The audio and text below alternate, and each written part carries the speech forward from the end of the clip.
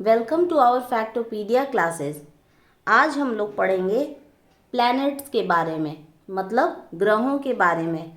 तो जो भी बच्चे हमारे प्रीवियस वीडियो को तो देखे होंगे ही, मुझे पूरी उम्मीद है कि आप लोग देखे होंगे। तो आपको याद होगा कि ग्रह कितने होते हैं, पहले कितने थे और अब कितने होते होंगे, और किस समय ये ग्रहों की संख्या घटी थी, मतलब वो साल भी हम बताए हैं। तो जो बच्चे जिनको नहीं पता है, हमारे प्रीवियस वीडियो में जाकर उसको देख सकते हैं। ठीक है, तो आज हम ग्रहों के बारे में शुरुआत करते हैं कि ग्रह कैसे कैसे आए और कहाँ से ये ग्रह जो वर्ड है, प्लैनेट जो वर्ड है, वो कहाँ से स्टार्ट हुआ। ठीक है, जब हम ग्रहों के बारे में बात करते हैं तो ये वर्ड कहाँ से आया उसके बारे में। तो ग्रीक के जो साइंटिस्ट हैं, ग्रीस के जो साइंटिस्ट हैं वो ज़्यादा डेवलप थे। आज भी आप साइंस में भी पढ़िएगा तो ग्रीस जो वर्ड है, मतलब ग्रीक का जो वर्ड है, ग्रीक वर्ड बहुत ज़्यादा है। तो ग्रीक के साइंटिस्ट ही प्लैनेट वर्ड उसका, जैसे आप पैदा होते हो तो आपको थोड़ी ना कोई आपके नाम से जानता है। जैसे सपोज आपका नाम अगर कुछ भी है, ABC, ठीक है, तो आपके वो जो नाम है आपका पर्टिकुलर, मान लीजिए एक नाम है सिद्धार्थ। वैसे सिद्धार्थ नाम किसका था बचपन का, आप लोग कमेंट सेक्शन में ज़रूर बताइएगा। ठीक है, जैसे मान लीजिए कि नाम है सिद्धार्थ। सिद्धार्थ जो नाम है, पैदा होते तो आप ऐसे नहीं कहते होंगे मेरा नाम सिद्धार्थ है, नहीं, आपको कोई वो नाम दिया होगा। तो यहाँ पे भी हम लोग नाम दिए थे। तो ये वर्ड ग्रीक भाषा का वर्ड है और ग्रीक भाषा में इसको प्लैनेटाई कहा जाता है। ठीक है, वही प्लैनेटाई धीरे धीरे उसको हम लोग प्लैनेट्स बोलना शुरू कर दिए। अब कोई भी आपका जो नाम होता है उसका कुछ अर्थ होता है, तो वैसे ही प्लैनेटाई जो वर्ड है इसका भी अर्थ होता है। इसका अर्थ होता है वंडरर्स, मतलब घूमने वाला। ठीक है, ये देखें लोग कि अच्छा ये सन के चारों ओर घूम रहा है, कुछ है जो घूम रहा है, तो घूम रहा है तो उसी से उसका नाम घूमने वाला रख दिए, वंडरर्स, प्लैनेट। क्लियर है। अब हम लोग अपने 8 प्लैनेट के नाम से वाकिफ होते हैं। हमारे प्लैनेट्स टोटल मिला के तो 8 हैं, तो उनके नाम होते हैं मरकरी, वेनस, अर्थ जिस पे आप रहते हो, और वेनस, यही आपको जो है ना इवनिंग और मॉर्निंग स्टार वेनस को कहा जाता है। कभी भी आप मॉर्निंग के टाइम में देखिएगा तो एक जो तारा है वो चमकता हुआ नज़र आता है, तो एक्चुअली वो तारा नहीं होता है। या जब सूर्यास्त भी होने वाली रहती है तो उसके पहले इवनिंग स्टार उसको कहते हैं। तो उस सूर्यास्त होने के पहले, सनसेट होने के पहले एक तारा बहुत तेज़ी से चमकता है, तो वो तारा चमकता नहीं है, वो हमारा वेनस होता है। ठीक है, मरकरी हो गया। अब सोच लो कि मरकरी सन के सबसे नज़दीक है, तो इसमें हीट एनर्जी तो ज़्यादा होगी क्योंकि पास में है। सन पूरा आग का गोला और आग के गोले के पास मरकरी, तो बहुत गर्मी होगी। उससे थोड़े दूर आ गया वेनस, फिर आया अर्थ जिस पे हम रहते हैं, और अर्थ को हम लोग ब्लू प्लैनेट भी बोलते हैं। फिर है हमारा मार्स जिस पे अभी पानी की खोज हो रही है। फिर है जुपिटर जो कि सबसे बड़ा प्लैनेट है। फिर है सैटर्न जिसके चारों ओर, देखिए सारे जो प्लैनेट है ना सबकी अपनी अपनी खासियत है। तो अभी तो आपको उतना डिराइव वे में हम नहीं बताएंगे, उतना आपके बुक में डिराइव फॉर्म में दिया भी नहीं गया है, आप सिर्फ उसको जल्दी जल्दी जान लीजिए। सैटर्न जो होता है बाबू, इसके चारों ओर गैस का गोला होता है। ठीक है, उसके रिंग रहते हैं, सैटर्न के चारों ओर रिंग रहता है, वो उसका सबसे यूनिक पहचान होता है। जैसे अर्थ का यूनिक पहचान है कि इस पे जीव जंतु रहते हैं, वैसे ही सैटर्न का भी यूनिक है। ठीक है, और यही जुपिटर और सैटर्न के बीच में छोटे छोटे जो पेबल्स हैं वो घूमते हुए नज़र आते हैं, तो उनको हम लोग एक नाम दे दिए हैं एस्टेरॉइड्स।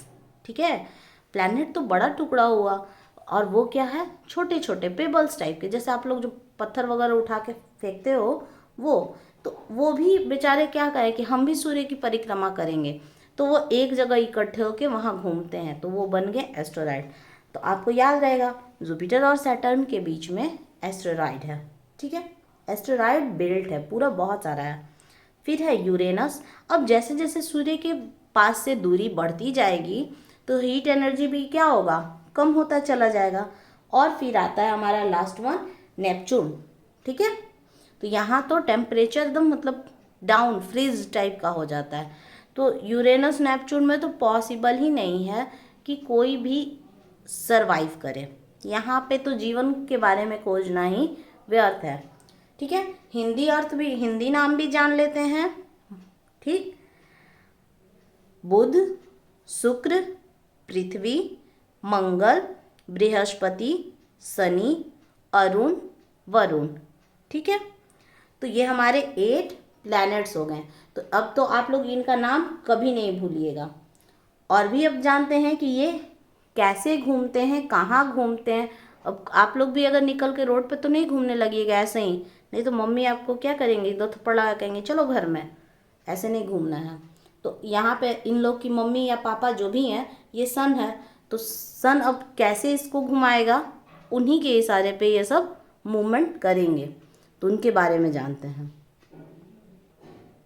अगर आप प्लैनेट को देखिए, हमारे जो 8 प्लैनेट हैं वो सोलर सिस्टम में एक फिक्स्ड पाथ उनको दे दिया गया कि आपको यहीं घूमना है। नहीं तो अगर नहीं दिया गया रहता तो क्या होता, वो आपस में टकरा जाते, पता चला पृथ्वी आज गई जुपिटर से लड़ गई है धा है, तो बेकार हो जाता, हमेशा आग लगे रहता, हमारा यूनिवर्स ही नहीं रह पाता। तो वो लोग लड़ाई झगड़ा नहीं करते हैं, आपसी तालमेल मिला के चलते हैं। आप लोग तो झगड़ा लड़ाई करने लगते हो, आज ये मेरा सीट है तो कल ये मेरा सीट है। लेकिन प्लैनेट हमारे बहुत अच्छे हैं, तो आप लोग को प्लैनेट से सीखना चाहिए कि कैसे रहना है। तो वो लोग अपने फिक्स्ड पाथ में घूमते हैं जिनको हम कहते हैं ऑर्बिट, ठीक है।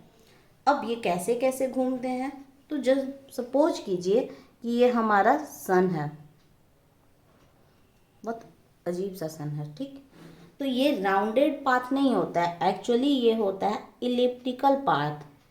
जैसे आपका ऐसा होता है ये ऑर्बिट, ठीक है। बहुत सारे बुक में राउंडेड दिया है, राउंडेड नहीं होता है। ये इलिप्टिकल पाथ में सारे ग्रह अपने में घूमते रहते हैं।